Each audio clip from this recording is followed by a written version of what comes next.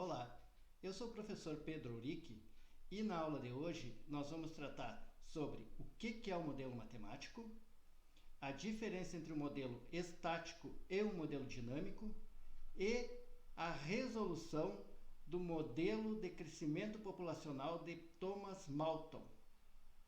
Ok? Preparado? Então, vamos para a aula? A melhor definição de modelo matemático que eu conheço é que você pode encontrar no livro do Stewart. Eu estou apresentando aqui a definição da 7ª edição, mas as edições anteriores já apresentam essa definição. Ela diz assim: o modelo matemático é a descrição matemática, frequentemente representado por meio de uma função ou de uma equação, de um fenômeno do mundo real, como o tamanho de uma população, a demanda por um produto, a velocidade de um objeto caindo, a concentração de um produto em uma reação química, a expectativa de vida de uma pessoa ao nascer ou o custo da redução de poluentes. O propósito desses modelos é entender o fenômeno e talvez fazer previsões sobre seu comportamento futuro. Esse diagrama descreve a modelagem matemática. Tudo começa pela escolha de um problema real, né? Depois você elabora algumas hipóteses para resolver esse problema, enuncia um problema matemático, na sequência você resolve esse problema usando técnicas matemáticas, interpreta a solução, compara com a realidade. Se a resolução que você encontrou estiver muito próxima da realidade, dentro de um erro aceitável, você aceita esse modelo, então elabora um relatório usando conclusões para explicar, predizer ou decidir. Tá? Porém, caso a solução que você encontrou, no momento que você comparar ela com a realidade, ela não esteja dentro de um erro aceitável, né? Então você volta para escolher uma nova hipótese, enunciar um novo problema matemático, resolvê-lo e interpretar o resultado. Você vai seguir esse ciclo aqui até que a sua resposta seja aceitável, né? A sua solução esteja aceitável, esteja dentro de um erro aceitável. Tá? O que esse diagrama nos mostra é que, embora a modelagem matemática seja utilizada para explicar a realidade, ela não representa exatamente o que acontece na realidade, né? O meu modelo ele é aceito quanto mais próximo eu chegar dessa minha resolução, na hora que eu comparar com a realidade, dentro de um erro aceitável.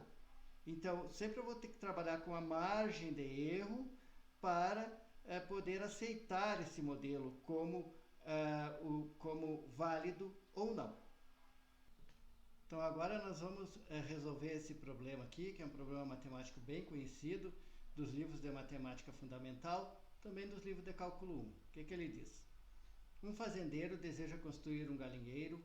Para isso, ele pretende cercar uma área retangular justaposta a um muro, com 40 metros de tela, conforme a figura a seguir. Então aqui eu tenho um muro, né? E eu preciso cercar esse galinheiro aqui, junto ao muro, com 40 metros de tela. Vamos ver o que pede aqui o enunciado. Ajude-o a projetar o galinheiro que tenha a maior área possível, encontre uma expressão polinomial para a função área em função de x, onde A em metros quadrados é a área do galinheiro e x em metros é sua largura. Tá? Então vamos ver se se trata de um problema de modelagem matemática. Então eu tenho aqui um problema matemático, né, que é construir esse galinheiro com a maior área possível, obtendo, tendo 40 metros de tela. Tá? O que eu tenho aqui? Eu tenho um retângulo, né? Esse meu retângulo, ele mede x de largura, né? Está pedindo aqui, ó, a área do galinheiro, em que x metros é a sua largura. Então ele mede x da largura desse meu retângulo. E o comprimento do retângulo vai medir quanto? Ora, eu sabendo que eu tenho 40 metros de tela, então aqui o comprimento vai sobrar 40 menos 2 vezes x, que eu vou ter um x aqui desse lado e um x do outro lado aqui do meu retângulo. Então o problema consiste no seguinte: encontrar a área deste retângulo aqui, encontrar a área desse retângulo, que ele tem 40 menos 2x de comprimento e x de largura. Então, a área do retângulo, a área em função de x, é igual a comprimento 40 menos 2x vezes x, que é a largura. Aplicando a propriedade distributiva aqui, eu vou ter a área em função de x é igual a 40x menos 2 vezes x ao quadrado. E aqui eu encontrei a expressão matemática que descreve o meu problema. Porém, essa expressão matemática aqui, ela descreve um modelo estático, porque para cada valor de x, eu tenho uma única área. Vamos ver então, quando x for igual a 1 metro. Então eu tenho 40 vezes 1 menos 2 vezes 1 ao quadrado. Isso aqui dá 40 vezes 1 dá 40, menos 2, 38 metros quadrados. Quando x for igual a 2, eu tenho 40 vezes 2 menos 2 vezes 2 ao quadrado. 40 vezes 2 é 80. 2 ao quadrado é 4 vezes 2, 8. 80 menos 8 dá 72 metros quadrados. Ok? Mas o que o problema pede? O problema pede para eu projetar o galinheiro com a maior área possível. Ok? O que nós temos aqui na minha expressão? É uma equação, é um polinômio, né, de segundo grau. Tá? Então, como o a aqui é negativo, então eu tenho uma parábola com a concavidade voltada para baixo. Logo, a minha área máxima vai acontecer quando a minha largura aqui corresponder ao x do vértice. Né? Então, no x do vértice, eu vou ter menos b dividido por 2a. Isso aqui dá igual a menos b, o b é 40, então menos 40 dividido por 2 vezes menos 2. Então aqui eu tenho menos 40 dividido por menos 4. Ou seja, menos com menos dá mais, isso que dá 10 metros. E qual a área máxima? Ora, a área máxima é a área quando x for 10 metros. Então, tem a área quando x for 10 metros, vai ser dada por 40 vezes 10 menos 2 vezes 10 ao quadrado. Então, nós temos aqui a área, quando x vale 10, isso aqui é igual a 40 vezes 10 dá 400, menos 2 vezes 100 é 200, 400 menos 200 dá 200 metros quadrados. Então, realmente trata-se de um modelo matemático, onde eu tinha um problema de encontrar a área máxima desse galinheiro, tendo 40 metros de tela, né, para cercá-lo, né? Então, eu encontrei uma equação matemática que descreve esse problema e encontrei a sua solução. E realmente, se você for investigar, você vai ver que a área máxima vai acontecer quando o x for igual a 10 metros, ok? Porém, trata-se de um modelo matemático estático, porque para cada valor de x aqui, eu tenho uma única área. Tá? E a única solução que me interessa é essa aqui, quando x for igual a 10 metros. Ok? Agora nós temos esse outro modelo aqui, que é o modelo da dinâmica populacional, que ele descreve o crescimento populacional como sendo exponencial. Esse modelo foi proposto por Thomas Malthus em 1798. Então, o que o modelo nos diz? Que o crescimento, a taxa de variação do crescimento de números de indivíduos em função do tempo, ele depende de K e depende de Y, seja igual a K vezes Y. Ou seja, quem é o Y? Tamanho da população em número de indivíduos. Quem é o K? Constante de proporcionalidade, também conhecida como crescimento natural. Então, eu tenho aqui a taxa de variação do número de indivíduos em relação ao tempo é igual a constante de proporcionalidade vezes o número de indivíduos. Ou seja, este é um modelo dinâmico, onde ele depende da taxa de crescimento do número de indivíduos e depende do próprio número de indivíduos atual. Ok? Também eu preciso conhecer, para resolver esse problema, eu preciso conhecer o número de indivíduos no tempo zero, ou seja, é um problema de valor inicial. Tá? Vamos ver o que é essa equação diferencial aqui.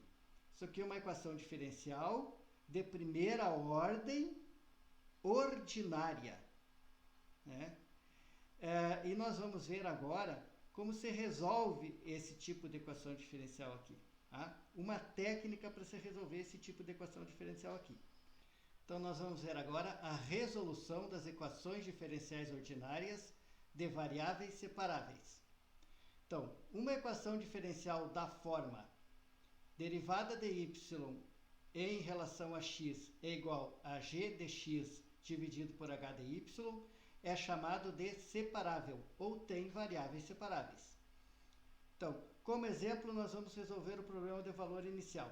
Derivada de y em relação a x é igual a menos x dividido por y, sendo que o y, quando x vale 4, o y tem que ser igual a 3. Tá?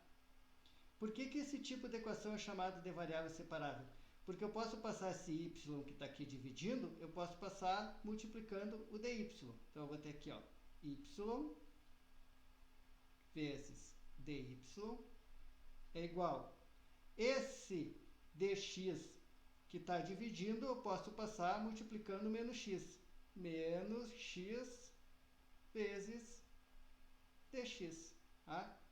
Nesse passo aqui, eu posso integrar dos dois lados da igualdade. Eu vou ter integral de y em relação a y é y ao quadrado por 2 mais c, que é a minha constante de integração, né? Igual. Integral de menos x em relação a x é menos x ao quadrado por 2. Mais, já tem uma constante aqui, então essa aqui eu vou chamar de C2. Okay? O que eu posso fazer nesse passo? Passar o que tem y aqui e o que tem x para o mesmo lado da igualdade. Ou seja, eu passo esse menos x ao quadrado por 2 para esse lado da igualdade. E essa constante eu passo para esse outro lado da igualdade. Ok? Então, eu tenho aqui, ó, y ao quadrado por 2 mais x ao quadrado por 2. Aqui, ó, estava menos, passou mais. Isso é igual. Aqui eu tinha C2, né? Mais C, então eu tinha uma constante mais uma constante é uma terceira constante. Então eu vou chamar isso aqui de C3. Ok? Que equação é essa, pessoal? Aqui eu tenho y ao quadrado por 2 mais x ao quadrado por 2. Eu tenho aqui as duas variáveis elevado ao quadrado com o mesmo coeficiente, ou seja, 1/2. 1/2 que está multiplicando y ao quadrado, 1/2 que está multiplicando x ao quadrado. Igual a uma constante. Então, isso aqui é uma circunferência, é a equação de uma circunferência. Tá? Sendo uma circunferência, eu posso eliminar esses coeficientes, porque eles são iguais.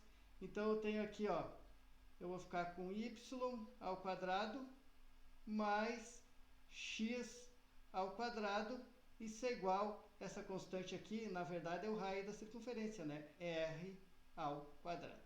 Tá? Então, utilizando aqui a condição inicial, que me diz que quando x for 4, y vale 3. Então, eu tenho aqui 3 ao quadrado mais 4 ao quadrado, isso é igual a r ao quadrado. Então, eu tenho 3 ao quadrado dá 9, mais 4 ao quadrado dá 16. 9 mais 16 dá 25. Então, eu tenho r igual a raiz de 25, que é 5. Então, a solução particular da minha equação diferencial é um círculo de raio igual a 5. Ok, pessoal? Então, agora nós já podemos resolver o modelo da dinâmica populacional proposto por Thomas Malthus. Então, como nós vimos, isso aqui trata-se de uma equação diferencial de primeira ordem ordinária de variável separável. Então, eu posso deixar aqui desse lado da igualdade dy dividido por y, que está multiplicando o k aqui, portanto ele passa dividindo. Do outro lado da igualdade eu vou ter k vezes dt. dt estava dividindo, passa multiplicando. Integro dos dois lados da igualdade.